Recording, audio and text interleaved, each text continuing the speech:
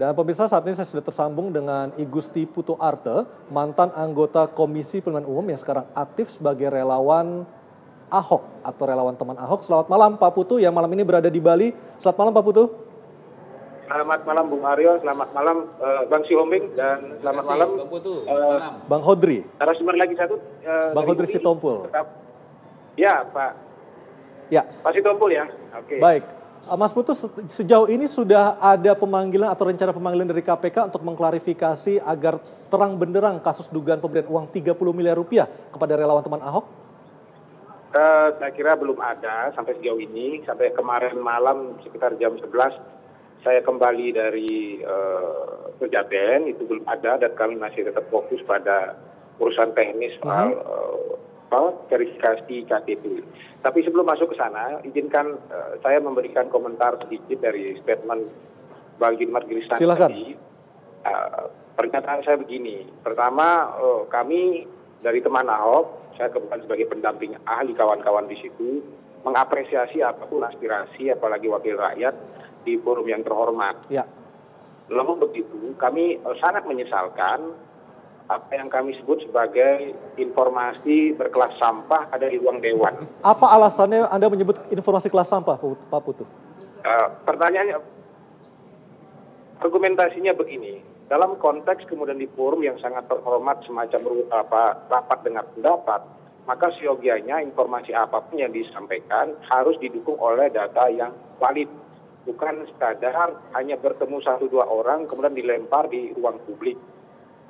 Tetapi ketika KPK kalau mengatakan... saya menjadi Bung Junimart gitu ya, kalau saya jadi dalam posisi beliau, saya akan sangat menghormati forum rapat dengar pendapat itu, dan saya mengambil inisiatif untuk mengajak sumber-sumber yang memberikan informasi kepada saya langsung ke KPK.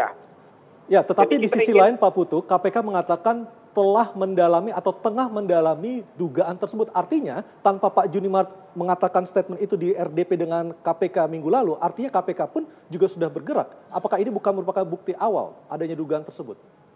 Betul, tetapi ketika kemudian informasi itu disampaikan di ruang yang sangat terhormat semacam itu kan menjadi persoalan ketika bicara validitas dan akurasinya. Dan tadi Pak Junimart ini juga mengakui tidak pegang data apa, kecuali bertemu dengan orang per orang. Ya, maksud saya begini, konteks yang saya ingin katakan, mari kita bersama-sama kalau ingin menegakkan citra DPR, ruang terhormat ini juga dikelola dengan sebaik-baiknya. Bagi kami di teman Ahok tidak ada persoalan, informasi apapun yang dilepas di situ tidak ada persoalan, sepanjang kemudian kita bisa mempertanggungjawabkan sesuai dengan kompetensi, dengan posisi dan jabatan kita. Baik, jadi bahwa persoalan benar atau salah kemudian lah. Itu di situ poinnya dulu yang pertama. Baik. Nah, yang kedua, kami mengapresiasi seluruh informasi yang berkembang 2 hari ini. Termasuk respon dari Ketua KPK, kita apresiasi.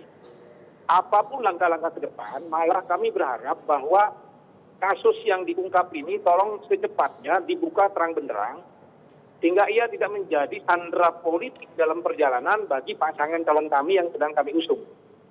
Lebih cepat KPK bergerak, lebih cepat KPK melakukan lidik dan mengeluarkan sprint, bagi kami teman Ahok, makin akan membantu kami untuk segera kemudian tidak terganggu, tersandra dengan persoalan-persoalan apapun. Baik. Karena selesai sumber waras, sekarang masuk lagi begini. Ini buat kami, memang kalau dilihat dalam kacamata politik, ini tekanan bertubi-tubi untuk menjatuhkan Ahok, kami paham.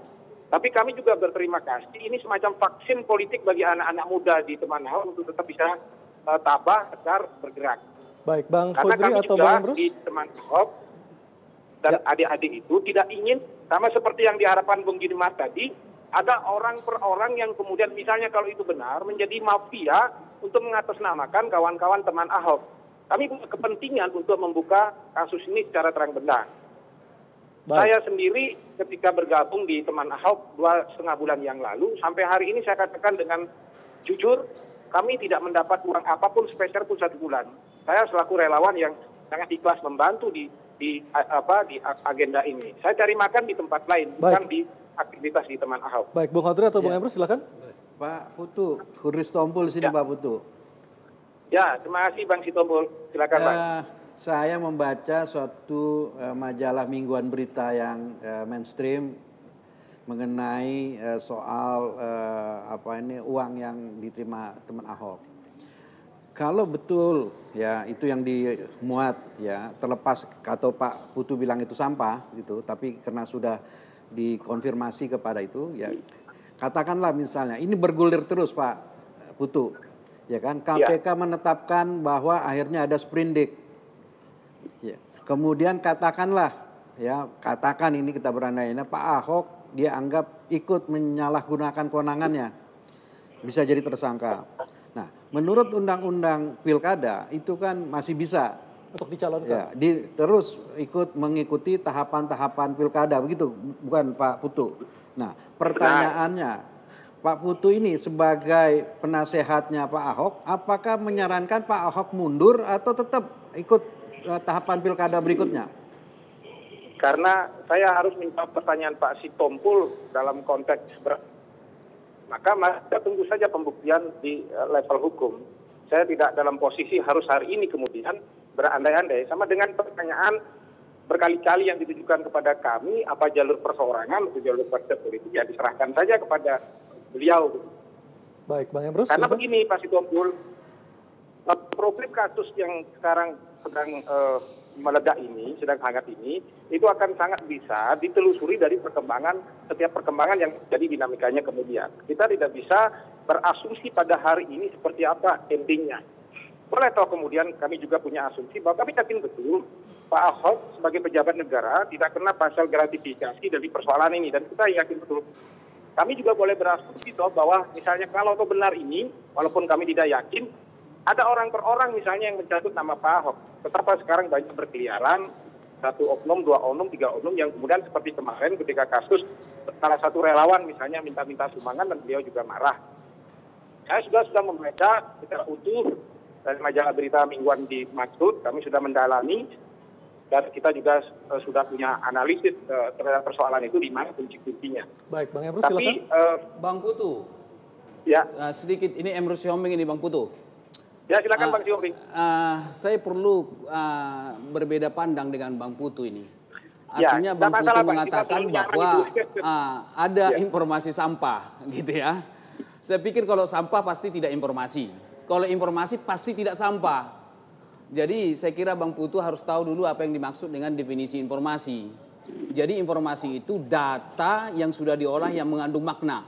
Maka jangan campur adukkan dua konsep yang memang tidak bisa dicampur gitu ya Bang Putu ya. Jadi sebentar. Informasi is informasi. Sampah is sampah.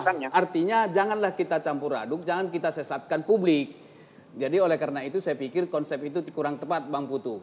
Baru kemudian Pak Sitompul saya kira menarik pertanyaan yang tadi. Tapi Bang Putu menjawabnya sebagai seorang politisi. Tapi tidak menjawab pada substansi pertanyaan itu.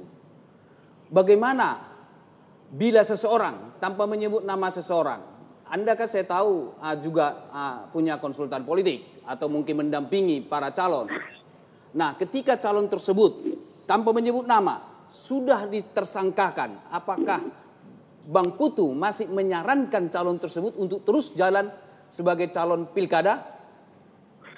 Saya harus mengatakan bahwa posisi saya adalah pendamping ahli teman Ahok. Supervisi saya kepada teman Ahok, bukan kepada seorang calon atau Basuki Cahayapurnama. Kecuali masalahnya kemudian berbeda bahwa selesai tim kampanye dibentuk, saya kemudian diminta oleh beliau misalnya sebagai salah satu tim konsultan atau tim ahli yang membantu, saya kira persoalan jadi berbeda. Saya mengajak dua narasumber yang ada di studio juga mari kita membahas kasus ini di depan hari ini, jangan berandai-andai ke belakang gitu. Itu akan jauh lebih elok karena kita juga tidak ada interest apapun dalam persoalan ini, apakah kemudian pertanyaan titipan atau apapun. Boleh terus saya juga berasumsi bahwa karena ini Bang Putu persoalan etis ini yang pertanyaan pakar hukum kita ini. Kalau kita ketahui belajar filsafat, etika di atas segala-galanya. Jadi oleh karena itu tidak bisa kita kacamata normatif. Nah, itulah pertanyaannya yang sangat substansi yang harus Bang Putu jawab. Kalau saya juga berikan indikator untuk menjustifikasi bahwa sudah mengarah ke tersangka, apa indikatornya? Artinya tidak harus Ahok, siapa saja yang Bang Putu dampingi. Nah, bukan, sehingga saya harus percaya dan bisa menjawab itu. indikator dari narasumber yang kemudian memberi tahu kepada kami, pada publik yang mendengar sekarang, bahwa asumsi itu bisa terbangun begitu. Baik. Ini kasusnya yang terjadi, ada orang yang kemudian meminta uang konon, kemudian diserahkan kepada Ahok, tidak ada urusan dengan Ahok. Nah, maka maksud saya, tolong beritahu saya fakta hukumnya atau asumsi hukumnya bahwa mengalir ke Ahok, sehingga saya harus menjawab pertanyaan itu begitu. Baik, Pak Putu, terima kasih atas waktunya berbincang bersama kami di Talk to Anyus malam hari ini langsung dari Bali. Selamat malam Pak Putu. Dan terima kasih Bung Ardi, Bang Siombing, Bang Sitompul, selamat malam, terima kasih. Sampai ketemu di Jakarta. Ya, sama-sama, yuk. Mari. Baik, saya ke Bang Hudri dulu. Bang Hudri, jika memang kita berandai-andai, jika memang ada aliran dana ke relawan teman Ahok, apakah bisa disebut sebagai gratifikasi? Karena teman Ahok bukan penyelenggara negara.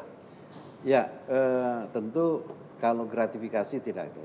Tapi adalah penyalahgunaan wewenang, pasal 3. Oleh siapa? Oleh yang tentu yang siapa yang mempunyai kewenangan untuk sampai uang itu. Tentunya kayak ya kan kita tahu siapa. Misalnya pengembang itu memberikan itu kan mesti ada dia mau mengharapkan suatu keputusan. Artinya kita mengacu pada istilah yang belakang populer mens rea. Seperti iya, itu. Mens rea ini maksudnya kan niat jahatnya, ya kan. Kalau dari sudut si pengembang, pasti niat jahatnya gampang saja. Dia tahu bahwa itu uang, kalau memang ada katakanlah rabat, potongan atau diskon gitu, itu kan bukan diberikan kepada pihak ketiga. Dia mesti memberikan kepada pemerintah yang memberikan ini gitu. Nah, tadi pertanyaannya siapa yang harus bertanggung jawab? Ya, yang kan pasal 3 itu kan penyalahgunaan kewenangan yang merugikan keuangan negara. Siapa yang dalam hal ini yang penyalahgunaan? Ya tentu kan yang memberikan persetujuan terhadap pengembang itu ya tidak lain bukan ya gubernur, ya kan, yang memberikan ini. Nah, karena pemberian yang dikatakan itu uang apalah yang dikatakan kalau betul ada ini, itu kan karena bagian adalah karena ada perizinan untuk reklamasi itu. Nah, kan kalau misalnya uang itu ya kan tidak diberikan, tentu kan biayanya lebih murah, menjadi mahal gitu loh. Nah, tapi dalam konteks ini saya sih bilang bukannya gratifikasi, ya kan. Tapi masuknya apa? Ya penyalahgunaan kewenangan seperti itu. Ya. Baik. Nah, sekarang saya juga mengatakan ya, kalau andai kata misalnya Pak Junimart ya katakan itu tidak benar, ya saya kira itu berbahaya. Ya, Pak Ahok bisa klaim, gitu loh. Termasuk juga media yang sudah menginikan. Nah gitu. Tapi media itu kan sudah, kalau menurut saya, dia sudah mengikuti prosedur. Artinya sudah both side lah, ya, menanyakan ini. Nah kalau ternyata yang yang memberikan informasi itu kepada media itu salah, tentu akan kena ini. Baik. Karena ini kan nama baik gubernur ini ya. Tapi menurut pendapat saya, ya berani betul ya Pak Junimart ya sebagai legislator yang sudah dia ngomongin publik, ya, walaupun dia sebenarnya bertanya. Dan meskipun juga hak dari seorang anggota dewan ketika harus bertanya di dalam rapat dengan mitra kerjanya. Oh iya, saya baru ingat. Kalau memang itu dia sebagai legislator dia nggak bisa diapain. Ada hak imunitas di situ kan? Ya imunitas. Baik, nanti kita lanjutkan lagi Bang Emrus dan Bang Hudri. Dan pemirsa tetaplah bersama kami di Talk to Anyus.